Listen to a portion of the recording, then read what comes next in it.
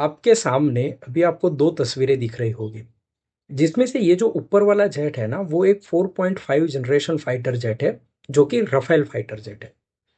और जो नीचे वाला फाइटर जेट है ना, वो एक 5th जनरेशन फाइटर जेट है, जो कि लॉकहेड मार्टिन द्वारा बनाया गया F-35 है।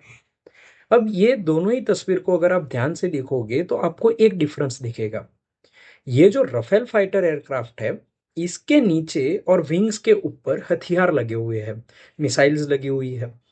लेकिन वहीं अगर आप ये 5th जनरेशन एयरक्राफ्ट देखोगे तो इसके विंग्स के ऊपर या इसके नीचे आपको कोई हथियार नहीं दिखेंगे। तो क्या F-35 या फिर कोई भी 5th जनरेशन फाइटर जेट के ऊपर कोई हथियार नहीं लगते हैं? बात ऐसी नहीं है। अब ये जो 5th जनरेशन एयरक्राफ्ट होते हैं ना, इनको बनाया जाता है स्टेल्थ टेक्नोलॉजी के ऊपर। अब ये स्टेल्थ टेक्नोलॉजी को पहले समझते हैं तो आपको ये हथियार न दिखने का लॉजिक सिंपली समझ में आ जाएगा।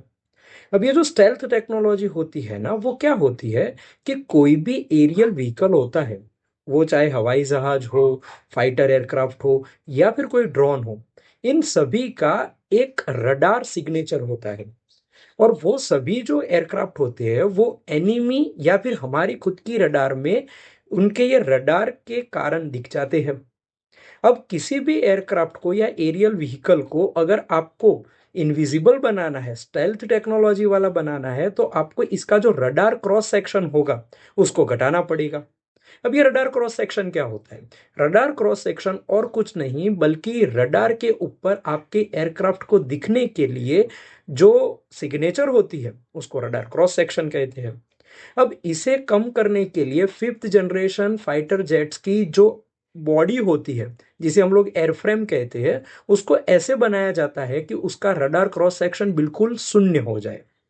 लेकिन वहीं पे अगर हम इसके विंग्स पे या फिर इसके नीचे हथियार लगाएंगे तो इसका जो क्रॉस सेक्शन होगा वो बढ़ जाएगा। ऐसे में इसकी स्टेल्थ टेक्नोलॉजी कारगर नहीं रहेगी। तो ऐसे में हथियार तो ले जाना जरूरी है। तो 5th जनरेशन एयरक्राफ्ट्स में हथियार को एयरक्राफ्ट की एयर फ्रेम के अंदर रखा जाता है, जिसके कारण जब भी इसको दागना होता है तो एयर फ्रेम से नीचे या फिर आसपास से दरवाजे खुल जाते हैं और ये हथियार अपने टारगेट तक चला जाता है। और इसके कारण इसका जो स्टेल्थ टेक्नोलॉजी है वो भी कारगर हो जाता है और रडार क्रॉस सेक्शन भी घट जाता है। तो इसी के कारण 5th जनरेशन फाइटर जेट्स में आपको नीचे की ओर या फिर विंग्स में कोई भी हथियार देखने को नहीं मिलेंगे। ये जानकारी आपको कैसी लगी आप नीचे कमेंट्स में बताइए, और ऐसे और वीडियोस के लिए जुड़े रहे हमारे साथ। धन्यवाद।